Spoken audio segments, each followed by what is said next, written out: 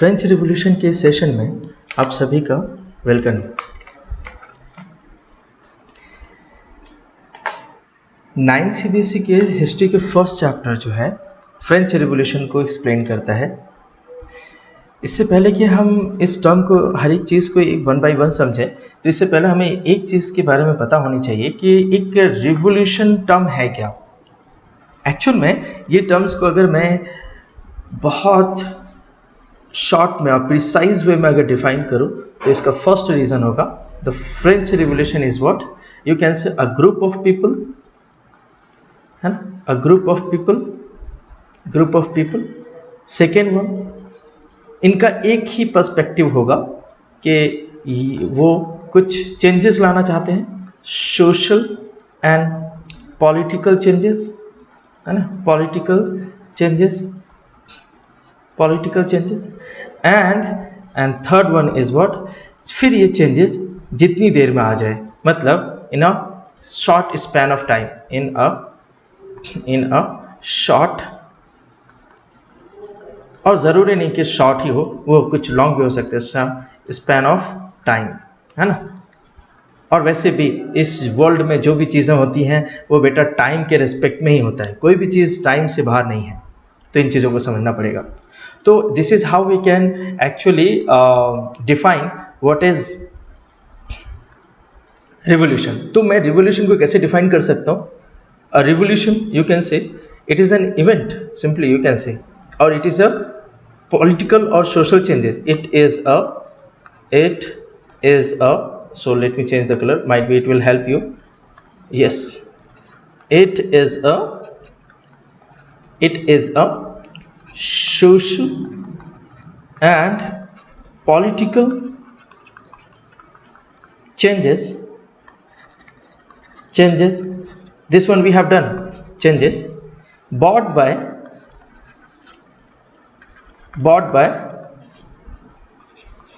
Group of people, मतलब एक दो पीपल के साथ नहीं होगा, ग्रुप ऑफ पीपल, एक मतलब क्राउड को ये रिप्रेजेंट करेगा, पीपल इन अ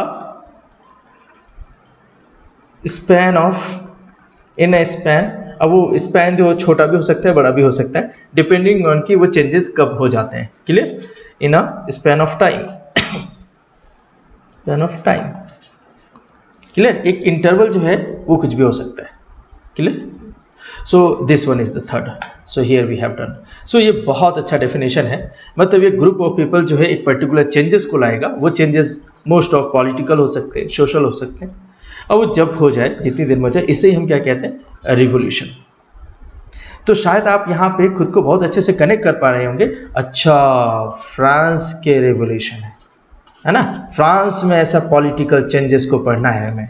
एग्जैक्टली, तो आप सही जगह पर हैं, ऐसे ही चेंजेस को पढ़ना है। ये चेंजेस कब से कब तक हुआ, क्यों हुआ, वो सारी चीज़ें पढ़नी है हमें, किस रीज़न से हुआ, कहाँ पे ऐसा क्या अनफेयर था जिसकी वजह से हुआ, तो यही चीज़ रिवॉल्यूशन का नाम दिया गया।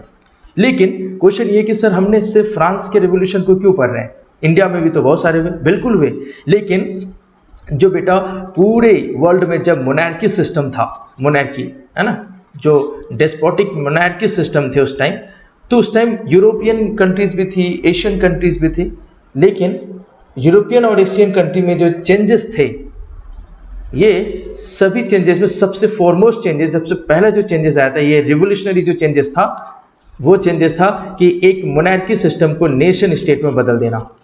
तो ऐसा चेंजेस सबसे फर्स्ट टाइम फ्रांस में हुआ था, और फिर फ्रांस से इंस्पायर होके बाकी यूरोपियन और नेशन कंट्रीज इससे इंस्पायर होकर फिर वो एक नेशन स्टेट में कन्वर्ट हुई।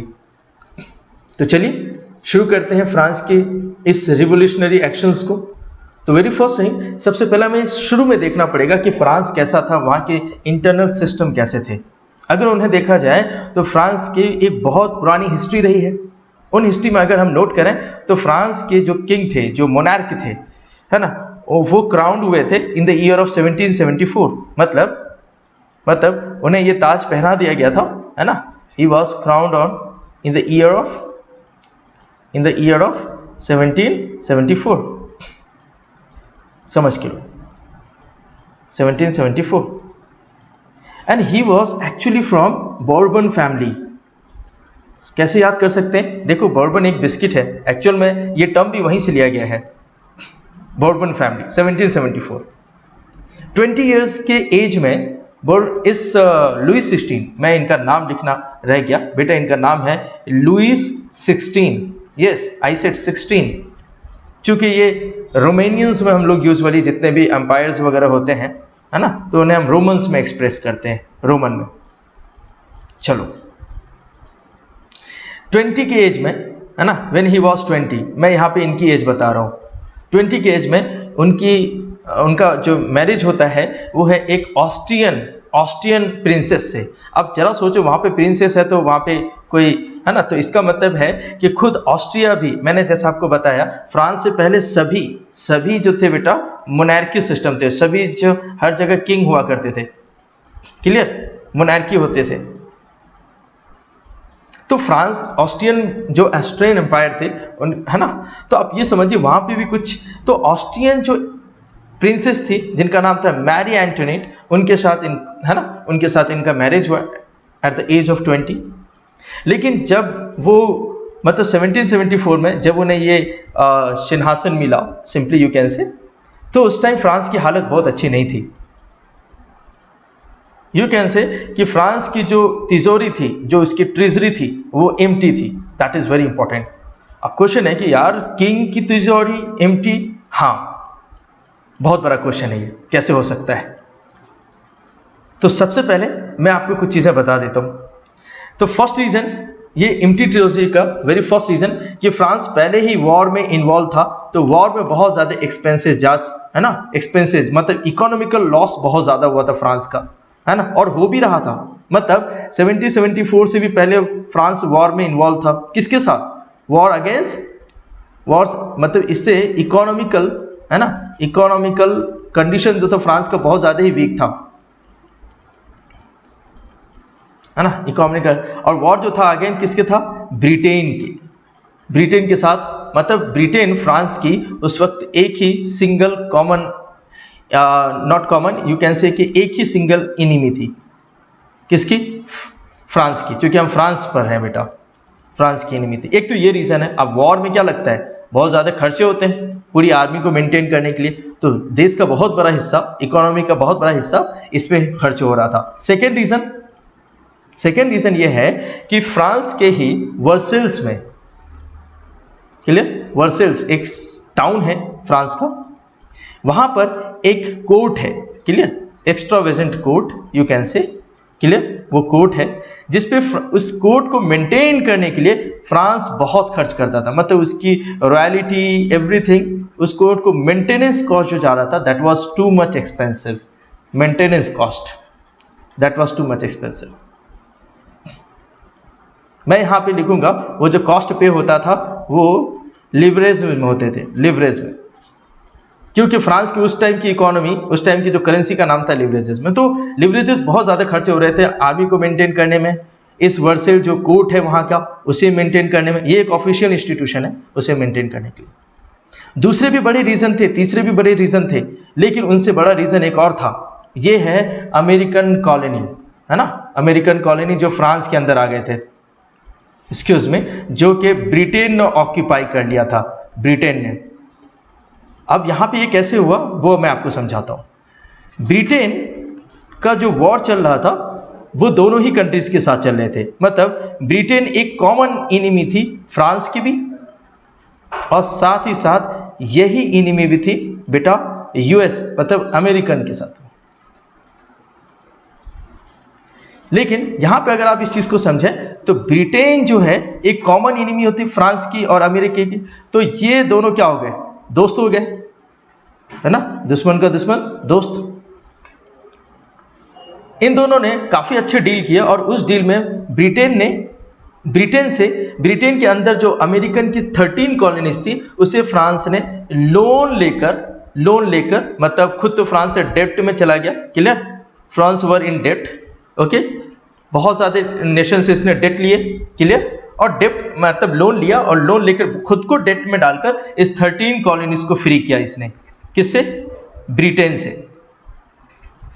फ्रांस की ये अमेरिका की ये 13 कॉलोनी तो बहुत खुश थी, बहुत ज़्यादा खुश।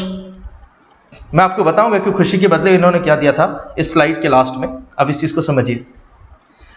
क्वेश्चन ये है कि फ्रांस पहले से ही बहुत ज़्यादा मतलब डेट में थे, शुरू में ही वॉर की वजह से, जो वॉर एक्सपेंसेस को मीट करने के लिए। लेकिन एक एडिशनल डेब्ट हो रहा था, दैट वाज 2 बिलियन डेट। ये कब हुआ था? जब फ्रांस इसी 13 कॉलोनीज को फ्री करने के लिए दूसरे नेशन से ये 2 बिलियन उसने लिवरेजेस कर्ज लिए थे, ये लोन।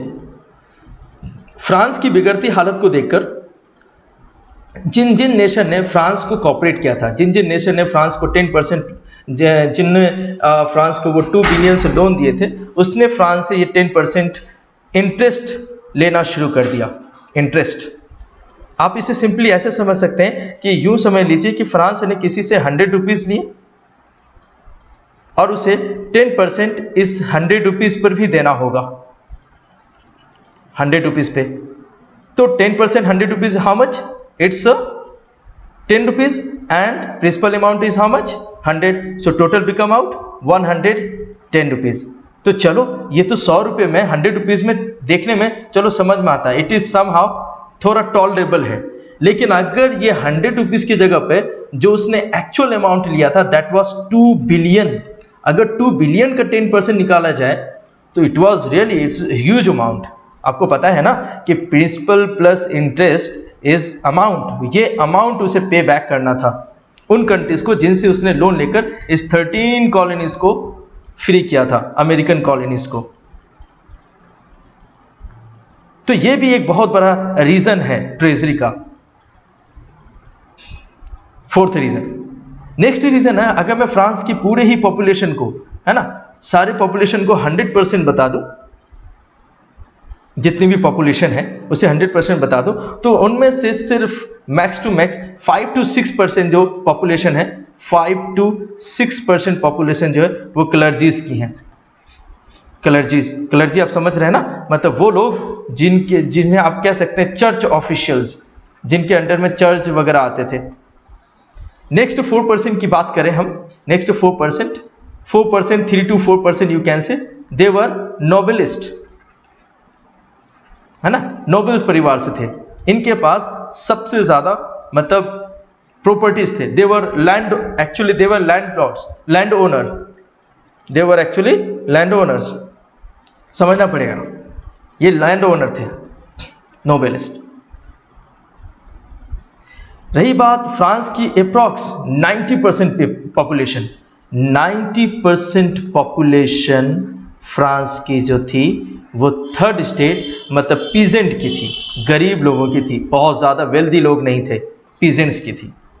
अब जरा सोचना पड़ेगा, जो खुद 3 और 4% में है, मतलब मोनार्क के, ये जो बोर्बन फैमिली के जो लुई 16 है वो ये नोबल थे, है ना, तो जितने भी इस गवर्नमेंट ऑफिशियल लाइक मिनिस्टर्स वगैरह जो थे वो सिर्फ इसी नोबल से आते थे, मतलब इसी 3 और 4% से। सोचने वाली बात है कि 3 और 4% जिनकी इतनी कम पॉपुलेशन थी वो पूरे फ्रांस मतलब 90% फ्रांस पे वो शासन कर रहे थे, उसकी ही किंग थी।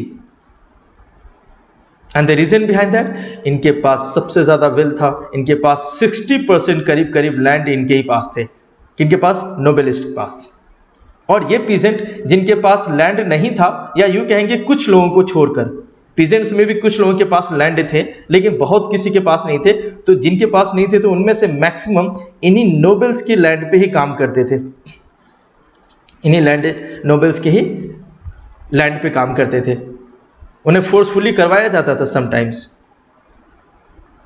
तो चलिए अब हम फ्रांस को देखते हैं कि फ्रांस अंदर मतलब इंटरनली कैसे डिवाइड था। तो जैसे ये 1 2 3 दिखा आपको, तो ये जो आपका फ्रांस है वो अपने आप में 3 स्टेट में डिवाइड था, first state, second state and the third state.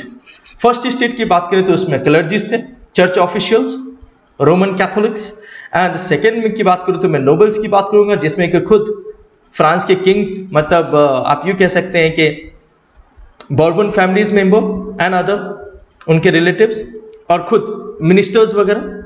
और थर्ड स्टेट की बात करें तो उसमें 80% तो पीजेंट्स ही थे, जिनके जो मतलब फार्मर्स यू कैन से, जो कि लैंड ओनर के यहाँ काम करते थे, और कुछ सिटी वर्कर्स, कुछ और भी थे जो बिजनेसमैन, ट्रेडर्स, मर्चेंट्स वगैरह जो थे, सब मिलकर ये 90% हुआ करते थे।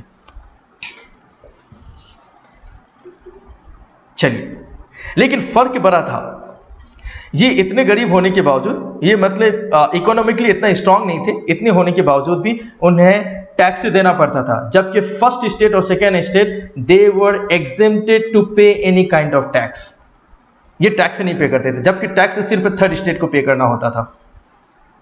यूजुअली ये दो टाइप के टैक्सेस पे करते थे। द टैक्सेस वर टीथेज, टीथेज जो जाता था, एक्चुअल में समझो, ये तो थर्ड स्टेट जो थी वो टैक्स पे करती थी एक फर्स्ट स्टेट को, मतलब क्लर्जीज को, सिंपली यू कैन से चर्च को, चर्च को जो पे किया जाता था टैक्सेस, वो दैट वाज 1/10 पार्ट, मतलब जितना भी प्रोडक्शन होता था उसका 1/10 पार्ट जो होता था, उसका 1/10 पार्ट जो होता था, ये कह सकते हैं कि अगर 100 रुपीज है तो 10 रुपीज डायरेक्ट चर्च को जाते थे एज अ टैक्स। उसे ही जो चर्च को जाते थे उसे हम लोग टीथेस कहते हैं। ये अनऑफिशियल टैक्सेस थे, मतलब चर्च एक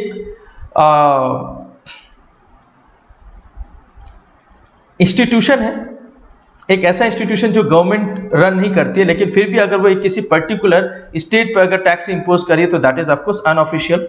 लेकिन एक ऑफिशियल इन्हें डायरेक्ट टैक्स देना होता था, वो देते थे वो सेकेंड स्टेट को, है ना, जिसे हम लोग डायरेक्ट टैक्स बोलते थे। ये डायरेक्ट टैक्स ऐसा होता था कि स्टेट की जैसे फाइनेंशियल इंस्टीट्यूशन, फाइनेंशियल ऑफिशियल्स, वर्शल्स, इन सभी को रन करने के लिए, आर्मी, ये सारे खर्चे को यूं कह सकते हैं आप इन शॉर्ट कि मतलब ये पीजेंट्स जो हैं 80% पीजेंट, इन पे पूरे फ्रांस की इकोनॉमी थी। इकोनॉमी का जो बर्डन था, है ना, इकोनॉमिकल जो बर्डन था वो फ्रांस की एक पर्टिकुलर स्टेट, एक पर्टिकुलर थर्ड स्टेट ही अकेले ही बियर कर रही थी इकोनॉमिकल बर्डन, क्योंकि बाकी जो थे वो तो टैक्स फ्री थे। ये सिचुएशन एक अनफेयरनेस क्रिएट कर रहा था between the two community, between the two states actually, not community. Next देखते हैं, एक्चुअल में ये मैं आपको वो इंट्रोड्यूस कर रहा हूं, वो 13 अमेरिकन कॉलोनीज जिसे फ्रांस ने, जिसे अमेरिका ने इंट्रोड्यूस किया है।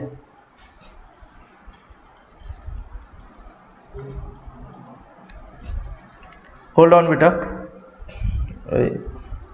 वेल, ये 13 कॉलोनीज हैं, फ्लोरिडा, जॉर्जिया, कैलिफोर्निया, साउथ और north Virginia, West Virginia, Pennsylvania, new Jersey, New York and so many of them. Clear? ये था। बदले में मैंने आपको बताया था कि इस सेशन के एंड में मैं आपको ये बताऊंगा कि इस कंट्रीज ने बदले में क्या दिया था। That is very important. Clear? तो मैं आपको बता दूं, याद होगा कि फ्रांस जो पेरिस है ना, पेरिस में आपको स्टैच्यू ऑफ लिबर्टी दिखता है ना, पेरिस में स्टैच्यू ऑफ लिबर्टी है। वो स्टैच्यू ऑफ लिबर्टी आपको पता है, इसी 13 अमेरिकन कॉलोनी ने उस स्टैच्यू ऑफ लिबर्टी को गिफ्ट किया है। किसे? पेरिस को, मतलब फ्रांस को, अपनी आज़ादी की खुशी में। तो मैंने आपको बताया था ना, हालांकि आपकी हिस्ट्री बुक में नहीं है मेंशन, लेकिन हमें इस चीज़ के बारे में पता होना चाहिए कि स्टैच्यू ऑफ लिबर्टी जो पेरिस में है, जो फ्रांस में है, क्लियर, उसे किसने दिया? Actually that is actually a gifted, that is a gift given by this 13 colony, है ना। ये आपको समझना पड़ेगा। आते हैं next, struggle to survive. What is struggle to survive? इस चीज को समझना पड़ेगा।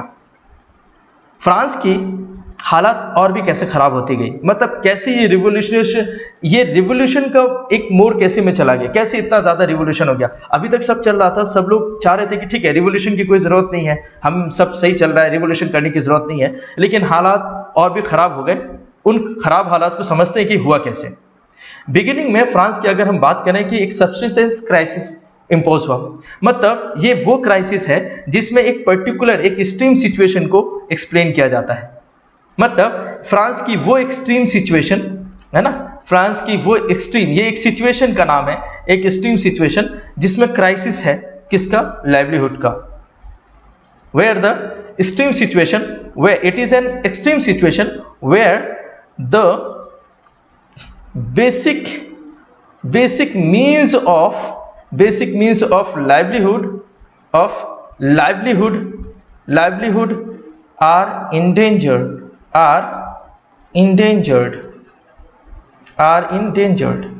और आपको ये जानकर आप एक बात मुझे बताइए, बहुत बेसिक लाइवलीहुड क्या होगा? मतलब आपको अगर जिंदा रहना है, सरवाइव करना है, तो सर्वाइवल का सबसे बेसिक नीड क्या है? Of course food. कहीं आप ये तो नहीं सोच रहे सर ऑक्सीजन भी तो है, सर वाटर भी तो है? बिल्कुल आप सही सोच रहे हैं, लेकिन इनके लिए आपको किसी के अंडर में रह के काम करने की जरूरत नहीं है, किसी रूल को ओबे और डिसओबे करने की जरूरत नहीं है, ये आपको फ्री में एटमॉस्फेयर में मिल रहा है। लेकिन बेटा बी मोर प्रैक्टिकल, फूड लेने के लिए आपको वर्क करना होता है, फैक्ट्रीज में, लेबर में, you are an employ, you have an business, इसके लिए आपको वर्क करना पड़ेगा। शायद आप समझ रहे हैं। अब हम आपको इससे, जब इतनी चीजें आप इसे नोट कर सकते हैं, सब्सिस्टेंस क्राइसिस क्या है? So it is a situation, it is a worst situation where the basic means of livelihood are endangered. Now come to the next point कि कैसे ये सिचुएशन कैसे फ्रांस में आया। अगर फ्रांस की थोड़ी हिस्ट्री को देखा जाए कि beginning of the 18th century 1715 में 23 मिलियन पॉपुलेशन थी, जो कि करीब 70 साल के बाद, 70 इयर्स के बाद ये पॉपुलेशन 5 मिलियंस है ना, 5 मिलियन है बेटा, it's not a 100,000 lakh millions, okay, it's millions, try to understand. 5 million से बढ़ के ये 28 मिलियंस हो गई 1789 में। बढ़ता हुआ पॉपुलेशन क्या फूड की डिमांड करेगा? लेकिन हम इस बात को ना भूलें कि किसी भी नेशन का जो लैंड एरिया होता है वो फिक्स होता है, फिर चाहे उस पर आप कितना भी पॉपुलेशन इंक्रीज कर लें, क्लियर, फिर वो पॉपुलेशन कितना भी इंक्रीज हो जाए, लेकिन लैंड एरिया उतना ही होगा। मतलब उसकी फर्टिलिटी, जो कैपेसिटी ऑफ फर्टिलिटी है वो फिक्स है, उसे आप कम और ज़्यादा नहीं कर सकते। कम हो सकता है कुछ नेचुरल रीज़न की वजह से, लेकिन ज़्यादा नहीं कर सकते। कुछ इनोवेटिव वे से, कुछ एग्रीकल्चर टेक्निक की वजह से कर सकते हैं, ठीक है। लेकिन 5 million it's not a just like tossing a coin, simple. Even ये होने के लिए भी खुद बहुत बड़ा स्पेन, मतलब आप खुद लिखिए अप्रॉक्स 70 इयर्स का ड्यूरेशन था। लेकिन ये सारी चीजें क्या डिमांड कर रही थी? लाइवलीहुड, मतलब फूड के डिमांड हो रहे थे। और आपको पता है ना, जिस चीज का डिमांड ज्यादा हो और वो चीज लेस अवेलेबल हो, तो जाहिर सी बात है बेटा उसके प्राइसेस बहुत ज्यादा हो जाते हैं, उसके प्राइसेस बहुत ज्यादा हो जाते हैं। जैसे एक बुक है, एक टेक्स्ट बुक है, आप इस चीज को समझिए, एक टेक्स्ट बुक है, वो बहुत अच्छी बुक है, लेकिन बुक सेलर के पास वो बुक से जो है वो सिर्फ एक ही है, उसके एक ही कॉपीज हैं। लेकिन लेने के लिए आके उस काउंटर पे, उस बुक सेलर के काउंटर पे 10 पीपल है, ठीक है, 10 पीपल है। ये बुक किन्हें मिलेगा? उन्हें मिलेगा ना जो ज्यादा अमीर है, जिनके पास ज्यादा पैसे हैं, क्लियर, जो ज्यादा अफोर्ड करते हैं। तो बुक सेलर ऐसा देखते हुए क्या करेगा? एक ही बुक पे जब 10 लोग मांगेंगे तो बुक की प्राइसेस बढ़ जाएंगी, और जो उस प्राइसेस को अफोर्ड करेंगे वो इस बुक को लेकर जाएंगे। सही समझा आपने? अब इतना कम फूड ग्रेन्स है, इतने कम फूड ग्रेन्स हैं और डिमांड बहुत ज़्यादा हो रहा है, तो अल्टीमेटली इसका कॉस्ट बढ़ जाएगा, कॉस्ट बढ़ जाएगा। लेकिन क्या बढ़ता हुआ, मतलब बढ़ती हुई महंगाई, ये बढ़ता हुआ कॉस्ट क्या इन वर्कर्स, ये जो वर्कर्स थे, जो मैं पीजेंट्स की बात कर रहा हूँ, ये जो थर्ड स्टेट के लोग जो थे, क्या इनकी सैलरी भी बढ़ा हो रही थी हाइक? क्या इनके वेजेस में कोई इंक्रीमेंट था? एक्चुअल में नहीं, कोई इंक्रीमेंट नहीं था। इनके साथ तो सिचुएशन ऐसा, मरता नहीं तो क्या करता वाला सिचुएशन था। और मतलब फूड कौन ले पा रहे थे? ये लोग। तो अमीर और गरीब में एक बहुत बड़ा डिस्टेंस क्रिएट होते, बहुत बड़ा गैप मेंटेन हो रहा था, क्लियर। तो ये भी एक रेवोल्यूशनरी का रीजन बन रहा था, है ना, ये भी एक रेवोल्यूशन का। इतनी बड़ी पॉपुलेशन जो कि फूड के लिए परेशान हो रही है। आपको बताओ फ्रांस का ये हाल हो गया था एक टाइम में कि फूड क्राइसिस इस तरह का, इस टाइप का फेमाइन सिचुएशन हुआ था कि एक बड़ी पॉपुलेशन एक ट्रक पैसे लेके है ना, लिवरेजेस लेके जाएं तो भी उन्हें एक ब्रेड ना मिले, ये सिचुएशन था। उस कंडीशन में इनकी सर्वाइवल्स का क्या? तो जाहिर सी बात है ये भी बहुत बड़ा अनफेयर था, जो कि मोनार्की सिस्टम, मतलब फर्स्ट स्टेट, सेकेंड स्टेट और थर्ड स्टेट के बीच में क्रिएट हो रहा था। सब्सिस्टेंस क्राइसिस को थोड़ा और अच्छे से समझते हैं, जो आपके टेक्स्ट बुक में फ्लो चार्ट है। इसे समझने के लिए मैं आपको सिर्फ कुछ चीज़ें थोड़ा रिव्यू करवाना चाहता हूँ। फूड का डिमांड और ये जो फूड के जो कॉस्ट हैं वो सिर्फ इसलिए नहीं इंक्रीज हुए क्योंकि पॉपुलेशन बहुत बढ़ गया था, 5 मिलियन पॉपुलेशन इंक्रीज हो गया था। इसके दूसरे बड़े रीज़न भी ये थे, बैड हार्वेस्टिंग। कभी अगर कोई सीज़न में ऐसा होता था कि अगर हार्वेस्टिंग बराबर नहीं हुई, कुछ हमारे हार्वेस्ट जो है अगर ख़राब मौसम की वजह से कुछ नुकसान हो गए, तो वो भी एक बहुत बड़ा रीज़न था, बैड हार्वेस्ट। सेकेंड रीज़न हो सकता है बैड हार्वेस्ट की वजह से क्या होगा, फूड ग्रेन्स जो अवेलेबिलिटी है वो कम होगी, है ना, फॉल डाउन। लेकिन ऐसे में क्या होगा, जो फूड के प्राइसेस हैं वो इंक्रीज कर जाएंगे। और कौन सर्वाइव करेगा? जो पुअरेस्ट होंगे वो तो खरीदने से, इन फूड से बनने वाले जो भी फूड प्रोडक्ट हैं, लाइक ब्रेड उस टाइम बहुत ज़्यादा फेमस है ब्रेड।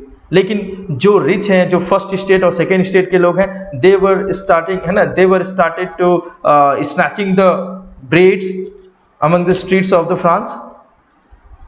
और लड़ने में क्या होगा, बहुत सारे लोग मरेंगे भी।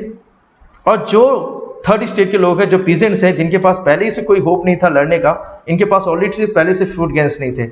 सिचुएशन क्या हो गया, फ्रांस में एक फेमाइन सिचुएशन आ गया, फेमाइन जिसे हम कहते हैं भूखमरी। क्लियर?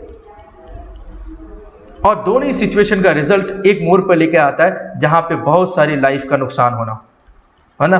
मतलब जो डेथ टोल रेट था अप्रॉक्स 1.2 बिलियन लोगों का था। That is not too much. Clear? वो बहुत इजी नहीं है इस वैल्यू को बस लिख देना, 2 millions death, it's too much really, even we can't expect. ये है सब्सिस्टेंस क्राइसिस। बातें यहां पे रुकी नहीं है, ये सब एक बैरियर क्रिएट कर रहा है एक सिस्टम के अगेंस्ट। अब इस बीच में अब समझो, जब ये सारी चीजें हुई, ऐसा नहीं कि फ्रांस के लोग, पीजेंट लोग शांत बैठे हुए थे। उन लोगों ने अलग अलग रिवोल्यूशन किए, है ना, रिवोल्यूशंस किए, revolution for not paying tax, for no more taxes, for food crisis, for fair wages.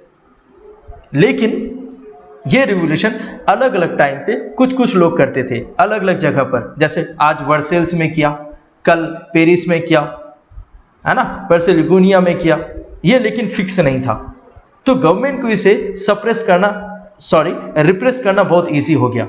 मतलब मैं मोनार्की सिस्टम की बात कर रहा हूं। इसी बीच में एक मिडिल क्लास इंट्रोड्यूस होती है।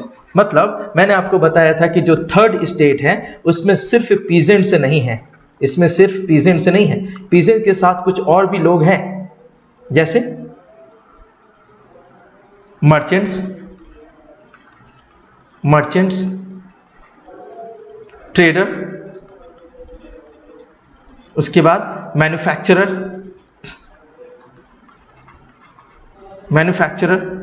उसके बाद लॉयर्स, कुछ गवर्नमेंटल भी थे लॉयर्स, और कुछ एडमिनिस्ट्रेटिव ऑफिशियल्स भी थे। इनके पास थोड़े पैसे थे, ये थोड़े वेल्दी थे, तो इन्होंने क्या किया, इनका एक गुड यूज किया। क्या किया इन्होंने, ये सारी चीजों को, मतलब अपने क्रेडिट्स का यूज इन्होंने अर्न करने में यूज किया। इन्होंने अर्न किया, क्या अर्न किया, क्वेश्चन ये है कि क्या अर्न किया इन्होंने। बेटा जो बहुत प्राइस है ना, जो सबसे एक्सपेंसिव चीज है वो अर्न किया, that is education. They were educated, है ना, उन्होंने खुद को एजुकेट किया, अपने परिवार को एजुकेट किया। उन्हें पता था कि education is the only membrane that actually differentiate between right and wrong. क्या उनके लिए सही हो रहा है, क्या उनके लिए गलत हो रहा है। एजुकेशन ही एक सिंगल मेम्ब्रेन है, एक ही सिंगल वेपन है। इस वेपन के थ्रू ही इन चीजों को मांगा जा सकता है, छीना जा सकता है। वरना जो पढ़े लिखे नहीं होते तो उन्हें तो पूरी दुनिया बेवकूफ बनाती है। तो इन थर्ड स्टेट में से ही ये जो थे, इन्हें ही मिडिल क्लास कहा गया, दोज हु वर एजुकेटेड। तो इनकी थिंकिंग भी वैसी थी। तो ये सोचते थे, इनका तो कोई प्रोग्राम नहीं होता था, ये सोचते थे, ये मैं थर्ड स्टेज की बात कर रहा हूं जो मिडिल में है। फर्स्ट एंड आप यहां पे देख पाएंगे clergies, clear, they were clergy and they were nobles, third stage। ये चाहते थे कि सिर्फ टैक्सेस मैं ही क्यों पे करूं, ये दोनों क्यों नहीं। ये चाहते थे कि जो स्पेशल प्रिविलेजेस जो बाय बर्थ मिला हुआ है वो सिर्फ यही दोनों को क्यों मिला हुआ है, हमें क्यों नहीं। तो इनके पास में एक माइंडसेट आया कि अगर हम एक सोसाइटी में रहते हैं तो वहां कोई ग्रुप नहीं होना चाहिए, there must no group in the society. ऐसा सोचते हुए वो ये सोचते थे कि एक ऐसी सोसाइटी होनी चाहिए जहां पे पूरा फ्रीडम हो, इक्वालिटी हो, अपॉर्चुनिटी हो, और वो भी सभी के लिए।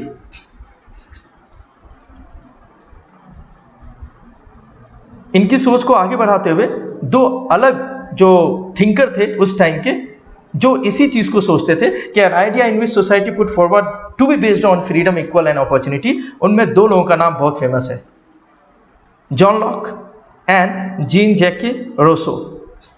जहां पे जॉन लॉक ये सोचते थे कि मतलब दे एक्चुअली वो उनका ये थॉट था कि refusal of the doctrine of lapse and absolute right to the monarchy. मैं आपको इन शॉर्ट में ये समझाऊं तो इनके कहने का ये मतलब था कि राजा का बेटा राजा नहीं बनेगा, मतलब वही बनेगा जो इसके लिए डिजर्विंग है, जो इनके लिए डिजर्विंग है। मतलब the government must by the consent of people only, मतलब पीपल इलेक्ट करेगी कि कौन किंग बनेगा। क्लियर, सिंपल ऐसा था। और दूसरी चीज उन्होंने कहा कि राजा अपने इस जो राजा बनेगा उसको अपने वो पावर मिस यूज ना कर ले, इसके लिए भी रूल बनना चाहिए। मतलब जो किंग होंगे, आप इन शॉर्ट समझिए, जो किंग होंगे उनके भी रूल्स बनेंगे, वो भी क्या कर सकते हैं क्या नहीं कर सकते हैं वो भी प्योरली डिफाइन होना चाहिए। मतलब अल्टीमेटली इन शॉर्ट आप ये कह सकते हैं कि जॉन लॉक एक कॉन्स्टिट्यूशन की डिमांड कर रहे थे, एक कॉन्स्टिट्यूशनल सोच था उनका। कॉन्स्टिट्यूशनल मतलब एक डिजाइन कर रहे थे वो कि एक नेशन की डिजाइन ऐसी होनी चाहिए, कॉन्स्टिट्यूशनल डिजाइन था, है ना। वही कॉन्स्टिट्यूशन की डिजाइन कर रहे थे जो कि पूरे गवर्नमेंट, नॉन गवर्नमेंट सेक्टर, हर एक मतलब एक सिटीजन्स के लिए भी एप्लीकेबल होगा, हर एक चीज के लिए। दूसरी तरफ रोसो ये कहते थे कि government must be based on social, मतलब पब्लिक उसे इलेक्ट करे। जो गवर्नमेंट है वो पब्लिक है, पब्लिक के कंसर्न से, पब्लिक के कंसेंट से ही वो ऑफिशियल्स चुने जाने चाहिए, चाहे वो मिनिस्टर्स हो, जैसे हम लोग एमएलए चुनते हैं ना, मेंबर ऑफ लेजिस्लेटिव असेंबली, है ना, ये सारे। तो ये सारे जो हैं पब्लिक के हैंड में होनी चाहिए, पब्लिक है ना, it must be elected by the people only. इसी बीच में the third one is Montesquieu.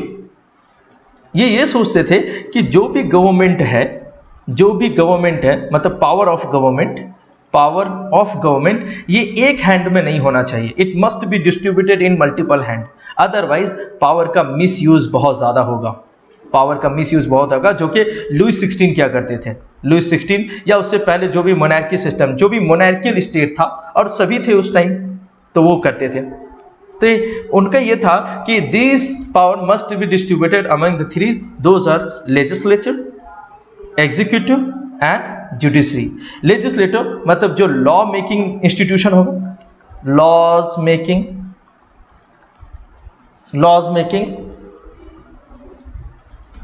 Making institutions.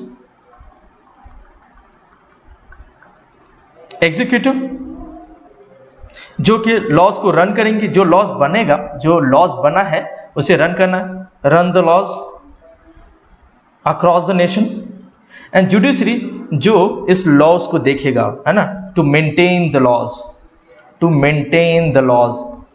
Law and order, जैसे supreme court, high court, clear, SC high court वगैरह। तो ये कह रहे थे कि पावर एक हैंड में नहीं होनी चाहिए, it must be distribute in all the three organs. तो ये गवर्नमेंट के वो ऑर्गन्स होंगे, एक जगह पावर रहेगा तो वो मिसयूज हो सकता है। What a great thing.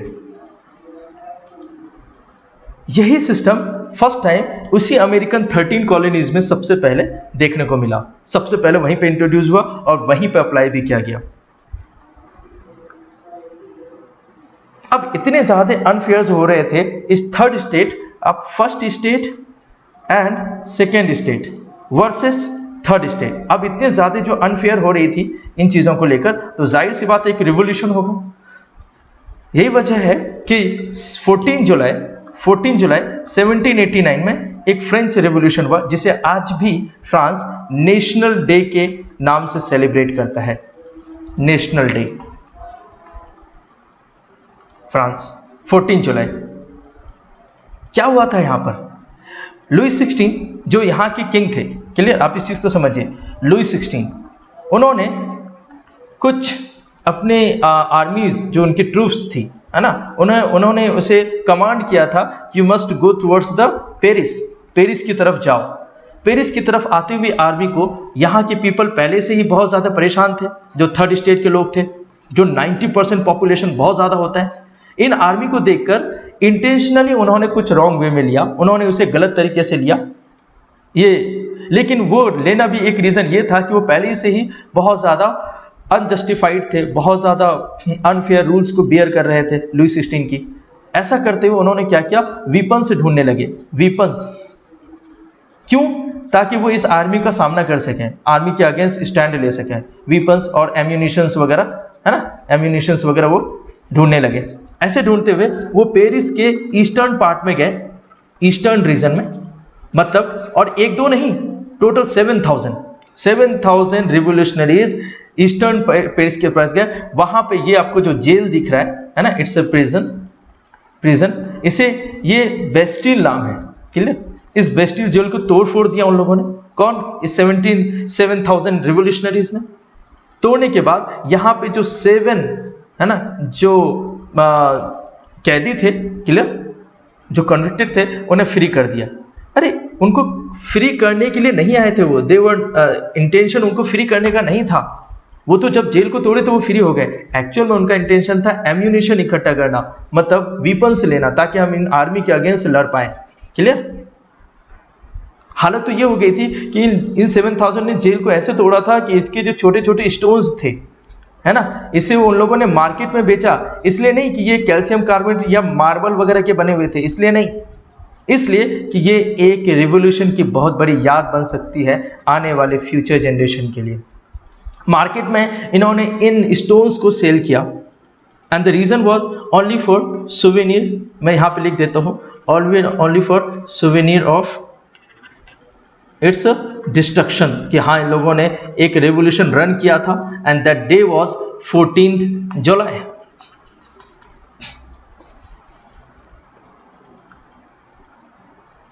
सो यहां से इतने ज्यादा पॉलिटिकल रिवेंज ये जो था, इतना बड़े लेवल पे ये रिवोल्यूशन हुआ फर्स्ट टाइम, तो इस पे बहुत बड़ा इंपैक्ट आया।